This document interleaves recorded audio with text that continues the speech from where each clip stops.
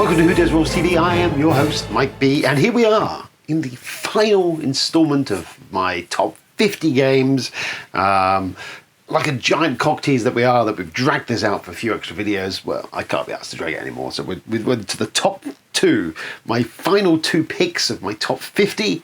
Anyone who's watched anything of our stuff we do will probably work this out anyway, so there's no point of having a precursor that goes on forever. We'll just crack on with it. So, number two on this list, it was a flippy floppy on this, but number two on this list is Gloomhaven. Gloomhaven, yes. So Gloomhaven is giant Kickstarter success. A big box, a huge. I would get up the shelf. It's all the way over there, and it's really big. A huge box of an RPG a dungeon crawl kind of slash RPG, kind of based upon video game RPGs from the designer Isaac Childress, even not Childress. So yeah, it's a big box. It's a huge campaign. It took my group, there was 4 of us playing it. We played a year solidly of that, pretty much week on, getting in 2 or 3 games in a time. And whilst we completed the main campaign, actually in that base box, there was still a fair substantial amount of side quests and other little bits and pieces that we didn't dive into. And then there was an expansion, Forgotten Circles, that came out, which I haven't yet added that in. I haven't actually played with that on there. We have been dabbling with Jaws of the Lion, which is Gloomhaven in a shrunk down and a smaller box, given the same kind of experience, and it is very good. I will say that if you're on the fence regarding Gloomhaven. So what does Gloomhaven on here? Why is it on here? For me personally, just for the sheer value for money, apart from anything else, we played a solid year of it. Gloomhaven, I do feel, is a little marmitey. It had some knocks from people. I think some of it maybe is just because due to its success and how popular it's gone. Let's be clear. Whilst it is a dungeon crawl game, with this RPG sort of hangers on this sort of like unrunning sort of legacy-ish storyline that it's telling, which is beautiful and gorgeous and fun, and the characters retiring is a really nice touch. So you're constantly, as you go through the campaign, you're finding new characters and learning them, and it's all that is what kind of draws you in, is that learning to play your character. It's all done with cards. You have a deck of cards. You're only playing 2 cards per round. They're multi-tiered cards, so there's usually attacks and movement at top or bottom. You've got default actions or powerful actions. Some burn them off, some put them into discard pile. Essentially what's happening is every time you have to reshuffle that deck, bring out and draw your deck again, or rest as they call it, you lose cards off this deck of yours, as well as when you burn them off if they're really powerful cards. So it's kind of a resource control thing, because you've got this kind of ticking clock, which is your hand of cards, that they do start to tick down, and it's a really cool kind of little puzzle to resolve there.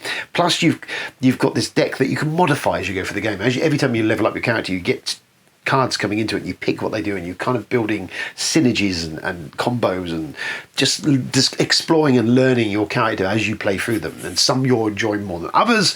I loved my Mind Thief. I think it was one of my earlier characters, and I got really good at that. So it's got all the good shit that we like. If you played anything like World of Warcraft, or anything like Dragon Age, I want to say, I think it was Dragon Age, anything which is like this online RPG type stuff where you going around and doing the Baldur's Gate, even to a certain extent, it's kind of got the feel of all of that sort of stuff going on. You're leveling characters up, you're exploring, you're open world, you're finding more stuff. It's a very sandbox.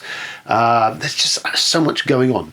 Yes, the dungeon experiences are less a dungeon crawl, more like a skirmish, almost arena skirmish. Usually you're going in, you've got to kill the enemies, more or less most of the time, or accomplish something, but it's all done on this hex kind of grid as you're moving your characters through.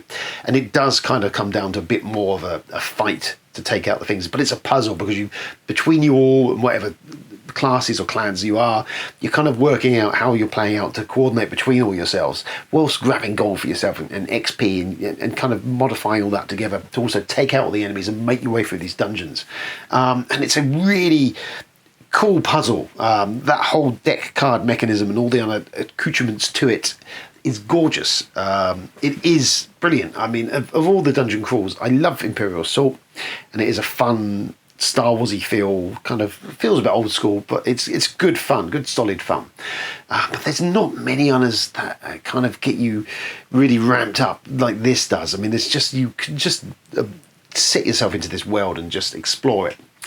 And it's great fun. I mean, I say again, you know, we came back to it. It's got such replayability. You play it and you enjoy it, and you're learning more of your character, and you want to come back. You want to level your character up further, and then you get to the point where you can go retirement quests, as I say, where you can retire your character. If you reach a certain peak point, they finish all their quests, you retire them.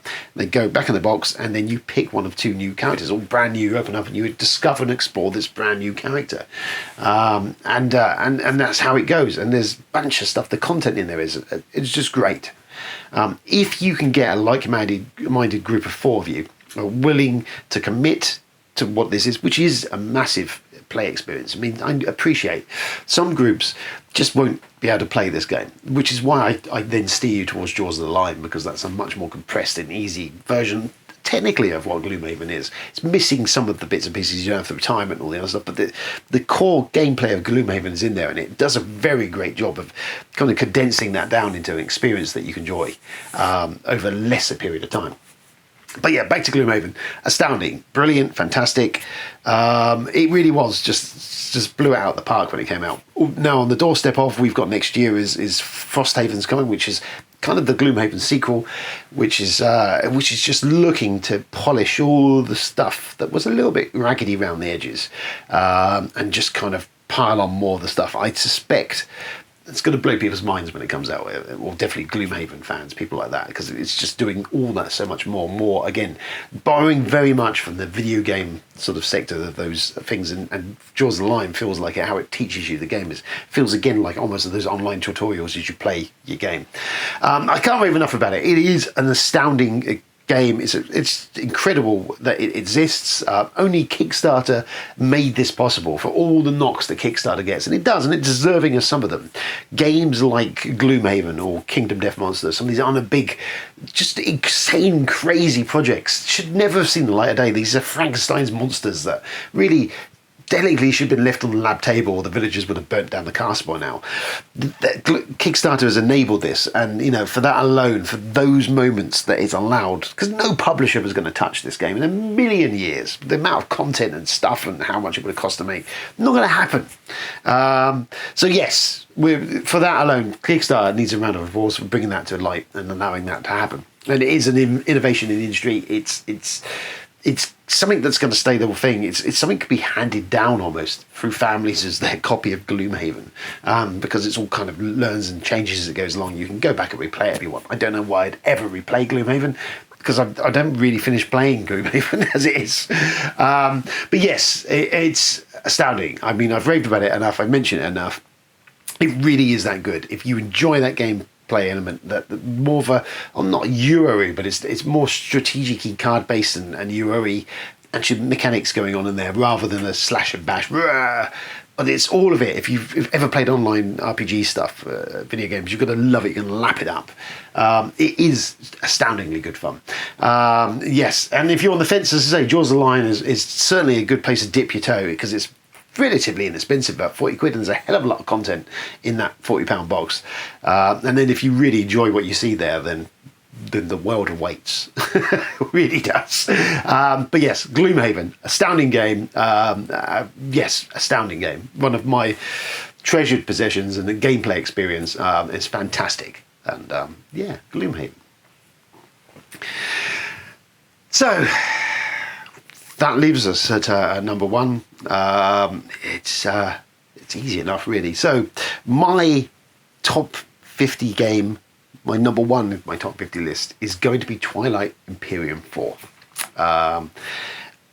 Because Twilight Imperium is a huge space opera in a box. It's Star Wars in a box, kind of rebellion, kind of that. But it's that sort of massive, far-reaching across a galaxy of these ships and races and aliens all kind of fighting and intermingling. Feels a bit Mass Effect-y. Thinking actually of my second choice, Gloomhaven. Imagine Gloomhaven with a Mass Effect repolish. Anyway, TI4, yes, it's just brilliant. I mean, I liked TI3. I've never played the earlier versions of Twilight Imperium that came before I jumped into the hobby. 3 was great but clunky and was this massive coffin box, and I appreciate that people were like just terrified or just kind of put off by the prospect of it. Twilight Imperium 4 just refines that design down. It just smooths out all the lumps. It just takes away things. Just somehow, it's tweaked in such a way that it still gives that amazingly epic space opera experience, but just in a much easier teach and play. It really is. It's once you know what you're doing with it, which takes a couple of rounds to understand. You get taught it. It doesn't take long. It's not that complex a game. It's just the joy of the experience of the world and the stories and the galaxies you're exploring and inhabiting in that game. There's never a dull moment. You've got the political stage later on comes in, and there's the voting, the infighting. It's very much a not social deduction game, but it's a game that requires everyone really involved, and it's more than just a battle game. It's not just a dudes on a map or moving spaceships around and fighting over planets, because you've got that layer of the politics on it, and you've got the people trading each other, and there's alliances, and then they fall apart, and there's all this other subtext to it, this Cold War almost in space to a certain extent, and it just works wonderfully. It is a massive long game. It is 4 players. We've managed to squeak it in about 5 hours. But I don't mind a long game. I enjoy it. If I can sit there and play just one game of the evening, and we have this long 4 to 5 hour game, it's telling a wonderful story. It's telling this story of this galaxy on fire, and you're either a hero or you're a bad guy. Or from my perspective, I'm always the hero, of course. But it's just telling this wondrous story of these wars and things, and it's all these moments, especially the dice. Lots of dice in this game. The fighting combat in it. Well, it's technically kind of the same as Risk. You're rolling dice and that's it. If you want to hit a number and you blow stuff up, it's very simplified, which makes it work. I think if it had been overly complex with tables and charts and other modifiers, it kind of would have slogged it down, because there's quite a lot of fights go on, whereas in this it happens, it's epic, and people are watching, and a massive big huge fleet battle can take place, and it goes and takes place in 5-10 minutes max. It's done, and there's carnage and mayhem, and it's just dilutes down that feel of attacking planets and boarding planets and blowing ships up and fighting fleets and all that, compresses all that down with wonderful simple mechanics into just a game you can breeze through and play and enjoy and chuckle and be mean and horrible. Yes, we play games for fun.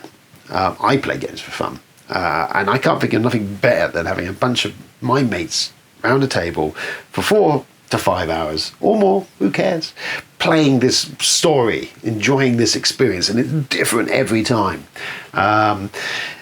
Yeah, it's just, I love it. It takes me back to my youth of wanting to play these big epic games, and it is just the big epic game. Whether we'll ever see the like of it again, who knows?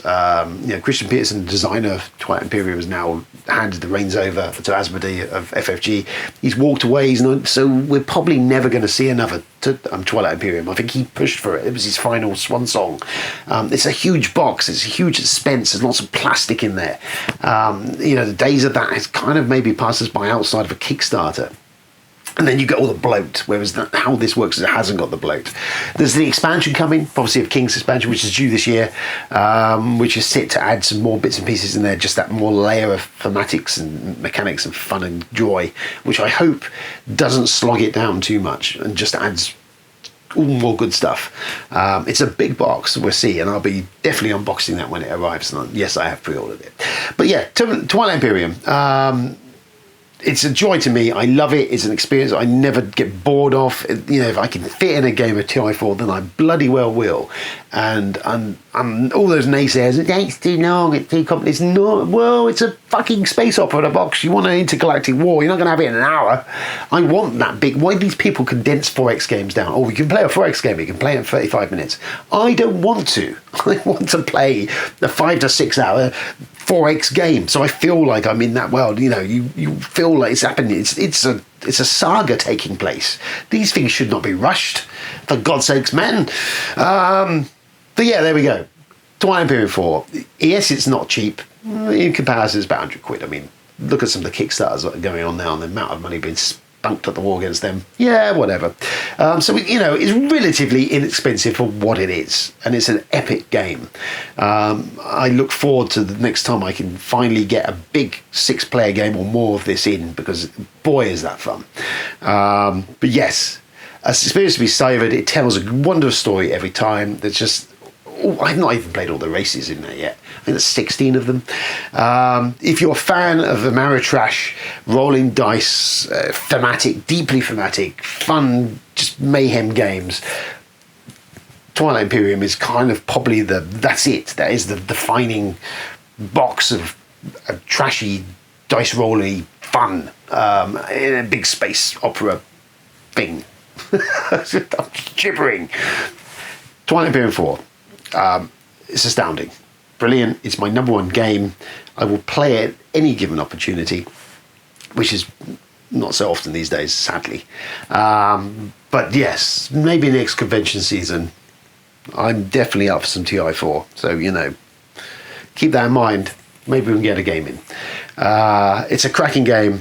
You should own it. You should play it all the time. Make everyone play it. It is an astounding achievement. It's a brilliant game. It's a fantastic game. If you're anywhere a big sci-fi fan, want some 4X experience, it's the only one you should pick. That's what I'm saying now. Twilight Imperium 4 is just lovely. It is the dog's bollocks. And on that bombshell, I think that brings us to the end of this top 50 list of what it was, which was a rambling mess of me gibbering on happily about stuff. I don't even recall what I was talking about half the time. I was just thinking about all the stuff we didn't pick, which I missed Legendary Encounters, which is a fantastic alien game. It is very good. Anyway, I'm going to get distracted.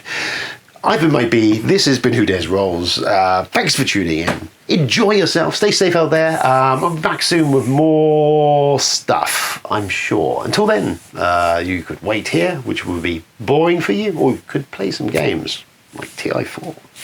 Cheers and good night.